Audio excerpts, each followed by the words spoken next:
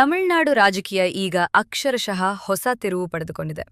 Cinema star ಆಗಿ ಲಕ್ಷಾಂತರ ಅಭಿಮಾನಿಗಳ ಹೃದಯ ಗೆದ್ದಿದ್ದ ವಿಜಯ್ ಈಗ ಮುಖ್ಯಮಂತ್ರಿಯಾಗಿ ಅಧಿಕಾರ ಹಿಡಿದಿದ್ದಾರೆ.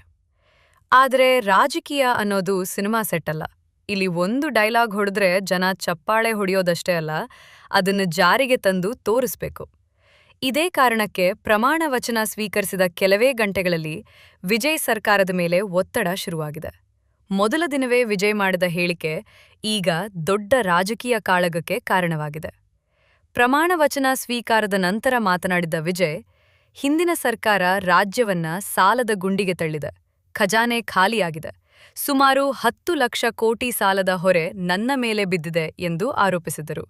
ಜೊತೆಗೆ ರಾಜ್ಯದ ನಿಜವಾದ ಹಣಕಾಸು ಪರಿಸ್ಥಿತಿಯನ್ನ ಜನರ ಮುಂದೆ ಇಡಲು ಶ್ವೇತಪತ್ರ ಹೊರಡಿಸುತ್ತೇನೆ ಎಂದಿದ್ದರು.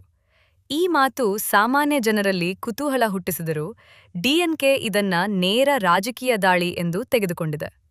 ಅದಕ್ಕಾಗಿಯೇ ಮಾಜಿ ಮುಖ್ಯಮಂತ್ರಿ ಸ್ಟಾಲಿನ್ ಕೂಡ ಹೆಚ್ಚು ಸಮಯ ತೆಗೆದುಕೊಳ್ಳದೆ ತಕ್ಷಣವೇ ತಿರುಗೇಟು ನೀಡಿದ್ದಾರೆ.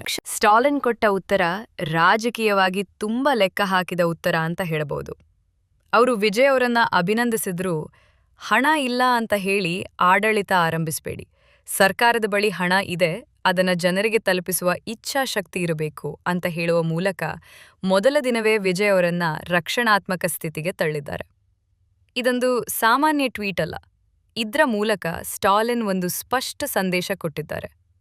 ಈಗ ಆಡಳಿತ ನಿಮ್ಮದು, ಜನರಿಗೆ ಕೊಟ್ಟ ಭರವಸೆ ಈಡೇರಿಸಬೇಕು, ವಿಫಲವಾದರೆ ಕಾರಣ ಹೇಳಿ ತಪ್ಪಿಸಿಕೊಳ್ಳಲು ಆಗಲ್ಲ ಅನ್ನೋದು ಅದರ ಅರ್ಥ. ಇಲ್ಲಿ ಮುಖ್ಯವಾದ ವಿಷಯ ಏನಂದ್ರೆ, ವಿಜಯ್ ಅವರ ಮುಂದೆ ಈಗ ನಿಜವಾದ ಸವಾಲು ಶುರುವಾಗಿದೆ. ಚುನಾವಣಾ ಸಮಯದಲ್ಲಿ ಪ್ರತಿ ಮನೆಗೆ ವರ್ಷಕ್ಕೆ 6 ಉಚಿತ LPG ಗ್ಯಾಸ್, ಪ್ರತಿ ಮನೆಗೆ 200 ಯೂನಿಟ್ಗಳಷ್ಟು ಉಚಿತ ವಿದ್ಯುತ್, ಪ್ರತಿ ನವಜಾತ ಶಿಶುವಿಗೆ ಚಿನ್ನದ ಉಂಗುರ ಮತ್ತು ವೆಲ್ಕಮ್ ಕಿಟ್, ಮಹಿಳೆಯರಿಗೆ ಆರ್ಥಿಕ ನೆರವು, ಭದ್ರತಾ ಪಡೆ, ಯುವಕರಿಗೆ ಉದ್ಯೋಗ, ನಿರುದ್ಯೋಗಿಗಳಿಗೆ ಧನ ಸಹಾಯ, ಭ್ರಷ್ಟಾಚಾರ ಮುಕ್ತ ಆಡಳಿತ ಅಂತ ಸಾಕಷ್ಟು ಭರವಸೆ ನೀಡಿದ್ದಾರೆ. ಆದರೆ ಈಗ ರಾಜ್ಯದ ಸಾಲದ ಹೊರೆ, ಖರ್ಚಿನ ಒತ್ತಡ, ಈಗಾಗಲೇ ನಡೆಯುತ್ತಿರುವ ಕಲ್ಯಾಣ ಯೋಜನೆಗಳ ನಿರ್ವಹಣೆ ಇವೆಲ್ಲ ಒಂದೇ ಸಮಯದಲ್ಲಿ ಎದುರಾಗಿವೆ. ತಮಿಳುನಾಡಿನ ಸಾಲದ ಪ್ರಮಾಣ ಈಗ ಭಾರೀ ಮಟ್ಟಕ್ಕೆ ಏರಿದೆ. ರಾಜ್ಯದ ಒಟ್ಟು ಆರ್ಥಿಕ ಉತ್ಪಾದನೆಯ ಹೋಲಿಕೆಯಲ್ಲಿ ಸಾಲದ ಪ್ರಮಾಣ ತುಂಬಾ ಹೆಚ್ಚಾಗಿದೆ. ಹೀಗಾಗಿ ವಿಜಯ್ ಸರ್ಕಾರ ಹೊಸ ಯೋಜನೆಗಳನ್ನು ಜಾರಿ ಮಾಡಬೇಕಂದ್ರೆ ಮತ್ತೆ ಸಾಲ ಮಾಡೋ ಪರಿಸ್ಥಿತಿ ಬರ್ಬೋದು. ಇದೇ ಜಾಗದಲ್ಲಿ ಡಿಎಂಕೆ ರಾಜಕೀಯ ಆಟ ಆರಂಭವಾಗಲಿದೆ. ಸ್ಟಾಲಿನ್ ಈಗ ತಕ್ಷಣ ಸರ್ಕಾರ ಕೆಡವಲ್ ಹೋಗೋದಿಲ್ಲ ಅನ್ನೋದು ಸ್ಪಷ್ಟ. ಯಾಕಂದ್ರೆ ಜನರು ಇತ್ತೀಚೆಗಷ್ಟೇ ವಿಜಯ್ಗೆ ಅವಕಾಶ ಕೊಟ್ಟಿದ್ದಾರೆ.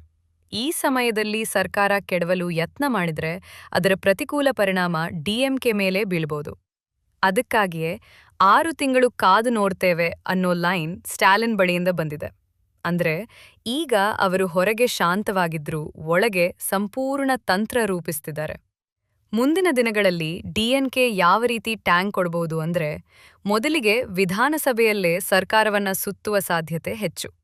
ಈಗ ಉದಯನಿಧಿ ಸ್ಟಾಲಿನ್ ಅವರನ್ನ ಶಾಸಕಾಂಗ ಪಕ್ಷದ ನಾಯಕರನ್ನಾಗಿ ಮಾಡಾಡಿರೋದು ಸಾಮಾನ್ಯ ನಿರ್ಧಾರ ಅಲ್ಲ. ಇದು ವಿಜಯ್ ವಿರುದ್ಧ ನೇರ ಯುವ ಮುಖಾಮುಖಿ ಸೃಷ್ಟಿಸುವ ಪ್ರಯತ್ನ. ಸದನದಲ್ಲಿ ವಿಜಯ್ ಒಂದು ಘೋಷಣೆ ಮಾಡಿದ್ರೆ ಅದಕ್ಕೆ ತಕ್ಷಣ ಉದಯನಿಧಿ ಕೌಂಟರ್ ಕೊಡೋ ರಾಜಕೀಯ ವಾತಾವರಣ ನಿರ್ಮಾಣವಾಗಬಹುದು. ವಿಶೇಷವಾಗಿ ಮಹಿಳಾ ಯೋಜನೆಗಳು, ವಿದ್ಯುತ್ ಸಬ್ಸಿಡಿ, ನಿರುದ್ಯೋಗ ಸಮಸ್ಯೆ, ಬೆಲೆ ಏರಿಕೆ, ಹೊಸ ತೆರಿಗೆ ಇವೆಲ್ಲ ವಿಷಯಗಳಲ್ಲಿ ಸರ್ಕಾರವನ್ನು ಸಿಕ್ಕಿಹಾಕಲು ಡಿಎಂಕೆ ಕಾಯ್ತಿದೆ. ಇನ್ನೊಂದು ದೊಡ್ಡ ರಾಜಕೀಯ ಆಯುಧ ಅಂದ್ರೆ ವಾಗ್ದಾನ ವೈಫಲ್ಯ. ವಿಜಯ್ ನೀಡಿದ ಭರವಸೆಗಳಲ್ಲಿ ಒಂದು ದೊಡ್ಡ ಯೋಜನೆ ಕೂಡ ವಿಳಂಬವಾದ್ರೆ ಸಿನಿಮಾ ಮಾತು ಬೇರೆ, ಆಡಳಿತ ಬೇರೆ ಅನ್ನೋ ಪ್ರಚಾರವನ್ನ ಡಿಎಂಕೆ ಭಾರೀ ಮಟ್ಟದಲ್ಲಿ ಆರಂಭಿಸಬಹುದು.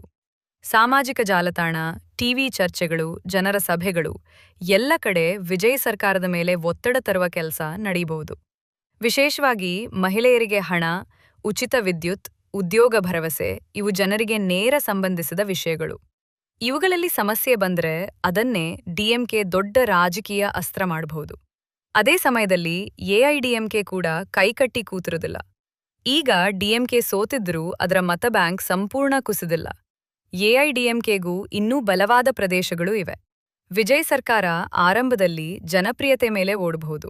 ಆದರೆ ಆಡಳಿತ ವೈಫಲ್ಯಗಳು ಹೆಚ್ಚಾದ್ರೆ ವಿರೋಧ ಪಕ್ಷಗಳು ಒಂದೇ ಲೈನ್ ಹಿಡಿಯುವ ಸಾಧ್ಯತೆ ಇದೆ.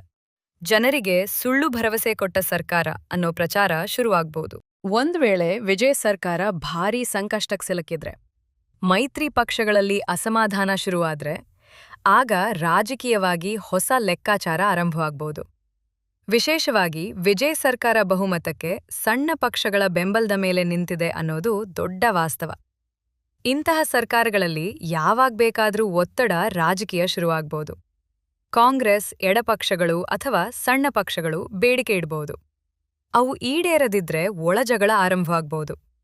ಇಲ್ಲೇ ಇನ್ನೊಂದು ದೊಡ್ಡ ಪ್ರಶ್ನೆ ಬರುತ್ತೆ. ಅದೇನಂದ್ರೆ, ಡಿಎಂಕೆ ಮತ್ತು ಎಐಡಿಎಂಕೆ ಒಟ್ಟಾಗಿ ಸರ್ಕಾರ ರಚಿಸುವ ಸಾಧ್ಯತೆ ಇದೆಯಾ? ರಾಜಕೀಯದಲ್ಲಿ ಯಾವುದನ್ನೂ ಅಸಾಧ್ಯ ಅಂತ ಹೇಳೋಕ್ಕಾಗಲ್ಲ. ಆದ್ರೆ ಈಗಿನ ಪರಿಸ್ಥಿತಿಯಲ್ಲಿ ಅದು ತಕ್ಷಣ ಸಾಧ್ಯತೆ ಕಡಿಮೆ. ಯಾಕಂದ್ರೆ ಎರಡೂ ಪಕ್ಷಗಳು ಹಲವು ದಶಕಗಳಿಂದ ನೇರ ಎದುರಾಳಿಗಳು. ಅವರ ಕಾರ್ಯಕರ್ತರ ಮನಸ್ಥಿತಿ ಕೂಡ ಅದಕ್ಕೆ ಸಿದ್ಧವಾಗಿಲ್ಲ. ಆದ್ರೆ ಒಂದ್ ವೇಳೆ ವಿಜಯ್ ಸರ್ಕಾರ ಸಂಪೂರ್ಣ ಅಸ್ಥಿರವಾದ್ರೆ, ಮರುಚುನಾವಣೆ ಭೀತಿ ಎದುರಾದ್ರೆ, ರಾಜ್ಯ ಸ್ಥಿರತೆ ಹೆಸರಿನಲ್ಲಿ ಹೊರಗಿನಿಂದ ಬೆಂಬಲ ಅಥವಾ ತಾತ್ಕಾಲಿಕ ರಾಜಕೀಯ ಅರ್ಥೈಸಿಕೆ ಸಾಧ್ಯತೆ ತಳ್ಳಿಹಾಕಲು ಆಗಲ್ಲ. ವಿಶೇಷವಾಗಿ ಬಿಜೆಪಿ ರಾಜಕೀಯ ಸಮೀಕರಣವೂ ಇಲ್ಲಿ ಮುಖ್ಯವಾಗಬಹುದು. ಆದ್ರೆ ಈಗಿನ ಪರಿಸ್ಥಿತಿಯಲ್ಲಿ ಡಿಎಂಕೆ ತೆಗೆದುಕೊಳ್ಳುವ ಮುಖ್ಯ ತಂತ್ರ ಬೇರೆ. ಅವರು ವಿಜಯ್ ಅವರನ್ನು ಮೊದಲು ಆಡಳಿತ ನಡೆಸಲು ಬಿಡುತ್ತಾರೆ, ನಂತರ ಜನರಿಗೆ ಕೊಟ್ಟ ಭರವಸೆಗಳನ್ನು ನೆನಪಿಸುತ್ತಾ ಒತ್ತಡ ಹೆಚ್ಚಿಸುತ್ತಾರೆ.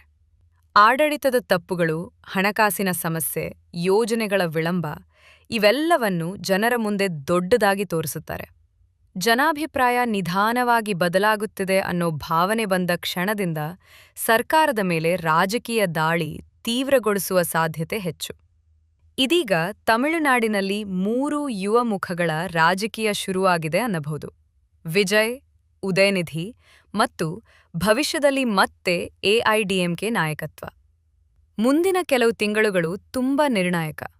ವಿಜಯ್ ಆಡಳಿತದಲ್ಲಿ ಯಶಸ್ವಿಯಾದರೆ ತಮಿಳುನಾಡು ರಾಜಕೀಯ ಸಂಪೂರ್ಣ ಹೊಸ ದಿಕ್ಕಿಗೆ ಹೋಗಬಹುದು. ಆದರೆ ವಿಫಲವಾದ್ರೆ ಜನಪ್ರಿಯತೆ ಆಡಳಿತಕ್ಕೆ ಸಾಕಾಗಲ್ಲ ಅನ್ನೋ ಮಾತನ್ನು ವಿರೋಧ ಪಕ್ಷಗಳು ದೊಡ್ಡ ಮಟ್ಟದಲ್ಲಿ ಬಳಸಿಕೊಳ್ಳುತ್ತವೆ. ಈಗ ರಾಜಕೀಯದ ನಿಜವಾದ ಸಿನಿಮಾ ಶುರುವಾಗಿದೆ.